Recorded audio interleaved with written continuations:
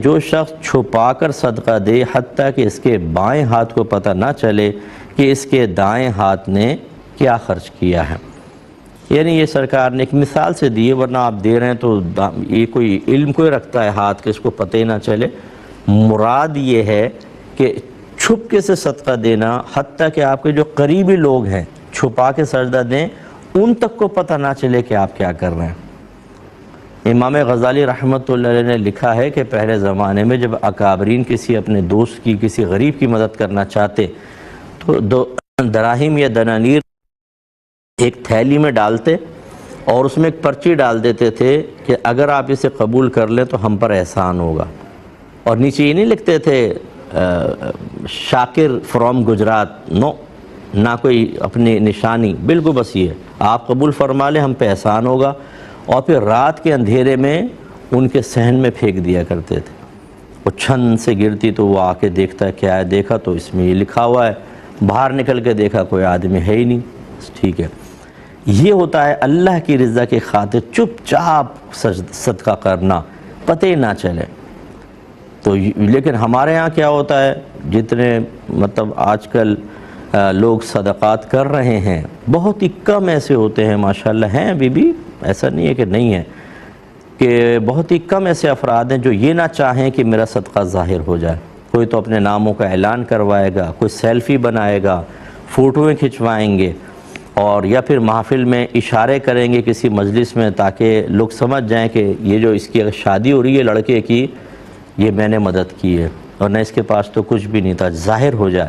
اتنا ظاہر کرتے ہیں کہ کچھ انتہا نہیں، اور بعض اوقات اس میں اوور ہو جاتے ہیں، اوور لمٹ ہو جاتے ہیں، اور سامنے والے کو اذیت پہنچا بیٹھتے ہیں. جیسے تانا زنی کرنا، احسان جتاتے ہیں، ہاں تم کیا تھے، ہم نے تمہیں دیا، تم آج یہاں پہ جو کچھ ہو ہماری وجہ سے ہو. اگر آپ نے صدقہ دیا بھی تھا، یہ کیا کہہ رہے ہیں آپ نے تو اللہ کے لیے دیا تھا.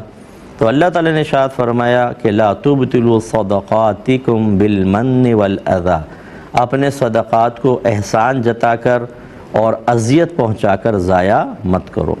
احسان جتانا تو یہ کہ جیسے بول دیں ہم نے تیرے ساتھ یہ کیا نہیں کیا، بتاؤ تم آج یہ کرو، یہ احسان جتانا ہو گیا. اور اذیت پہنچانا کی صورت یہ کر سکتے ہیں آپ، احسان جتانے میں بھی اذیت ہے، لیکن بعض اوقات جیسے کوئی بیٹھا ہوا ہے، ہاں بھائی لوگ تو اب ذکر بھی نہیں کرتے کسی نے کتنا ساتھ دیا ہے، شادیاں ہو رہی ہیں، سب کچھ ہو رہی ہیں، لیکن ذکر ہی نہیں ہے.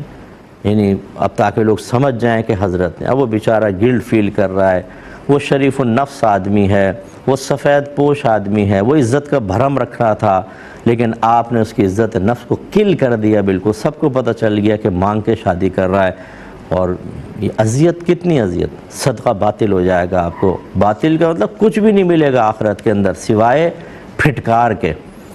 تو اس لیے مسجدوں میں بھی چندے دیتے ہیں تو پھر اپنے ناموں کا اعلان.